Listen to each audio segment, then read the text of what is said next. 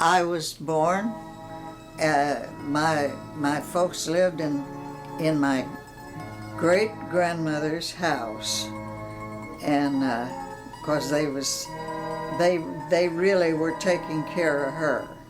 And I was born at her home in Rayville, Ray County. That's Missouri.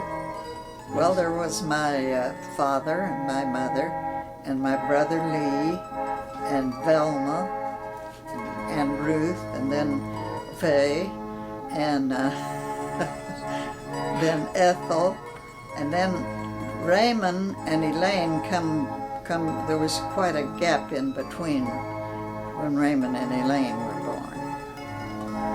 born. We were a big family, and there was enough of us kids to play together, and we didn't have to go to somebody else's house to play, and that made a big difference. And then we helped with the work. We got tired, and maybe we didn't always like to do it, but we helped with all the chores. Later in life, my dad got cows, milk cows, and we sold milk, and I milked. We knew the cow, each cow knew where she belonged, and we knew the cow that would kick you if you were sitting next to her milking the other cow. And that was true, that the cows came in, they knew their stanchion, and they knew to put their head where they belonged. I enjoyed school. When we went to school, I didn't always like the walk, but I didn't think it was just a part of life. We walked it. If you were at school, you had to get home. That's right. But in the winter time, you couldn't go outside after the dishes was done. We would play cards a lot of times. We did, the whole family would. We did, one time we had a quilting a quilt by hand, and the rest of them quilted, and I sat and read stories to them while he was quilting.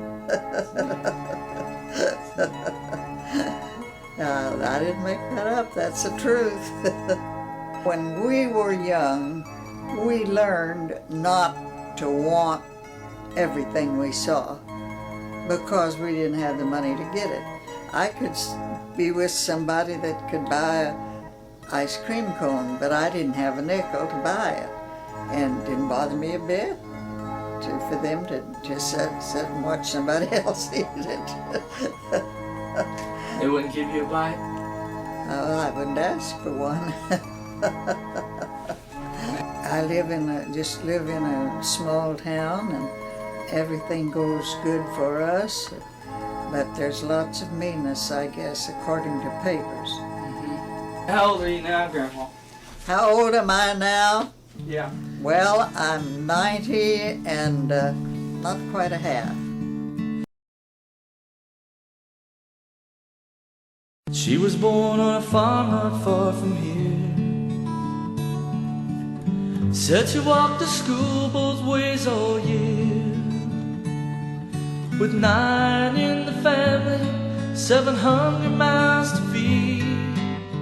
Her mama and papa always met their needs.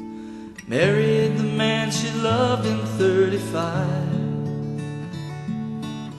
They drove away in the Model A. She became a good man's wife. With her children on her knee, she read the Bible faithfully. She was an example in their lives.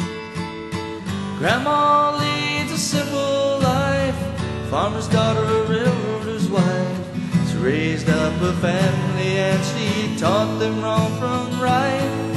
She's always been a friend to me, and I'll tell her down through history.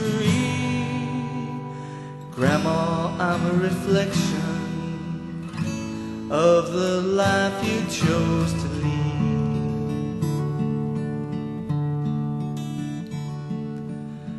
Must have asked my grandma 1,000 questions about her memories of her younger years.